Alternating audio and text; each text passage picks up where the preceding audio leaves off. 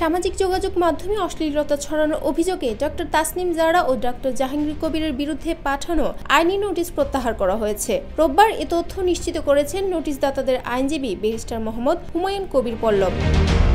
এর আগে গত বৃহস্পতিবার ব্যারিস্টার হুমায়ুন কবির পল্লব সরকারি সংশ্লিষ্ট কর্তৃপক্ষের কাছে একটি আইনি নোটিশ পাঠান। ওই নোটিশে ফেসবুক, ইউটিউব, টিকটক, লাইকি সহ সব ধরনের সামাজিক যোগাযোগ মাধ্যম ও অনলাইন প্ল্যাটফর্মে অশ্লীল ও পর্নোগ্রাফিক কন্টেন্ট ছড়ানো রোধে অবিলম্বে পদক্ষেপ নেওয়ার অনুরোধ জানানো হয়। ডাক ও টেলিযোগাযোগ মন্ত্রণালয়ের সচিব, তথ্য ও সম্প্রচার সচিব, স্বরাষ্ট্র সচিব, আইন সচিব, বিটিআরসি এবং পুলিশের মহাপরিদর্শকের বরাবর জনস্বার্থে এই নোটিশ পাঠানো হয়েছিল।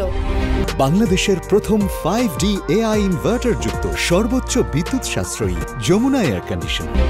সম্প্রতি ডক্টর তাসনিম জারা সামাজিক যোগাযোগ মাধ্যমে এ বিষয়ে তার বক্তব্য দিয়েছেন। তার বক্তব্য মনোযোগ সহকারে বিবেচনা করেছেন নোটিশদাতারা। তিনি আরো বলেন, ডক্টর তাসনিম জারা একজন তরুণ ও প্রতিশ্রুতিশীল চিকিৎসক। তার ছবি ও ভিডিও ব্যবহার করে অনেক ফেক আইডি ও চ্যানেল প্রতারণা করছে।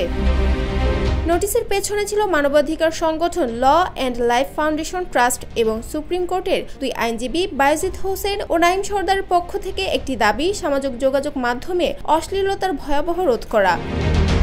তবে এ নিয়ে সামাজিক যোগাযোগ মাধ্যমে ব্যাপক প্রতিক্রিয়া দেখা দেয়। নেটিজেনদের অনেকেই ডক্টর তাসনিম জারার পক্ষে অবস্থান নেন।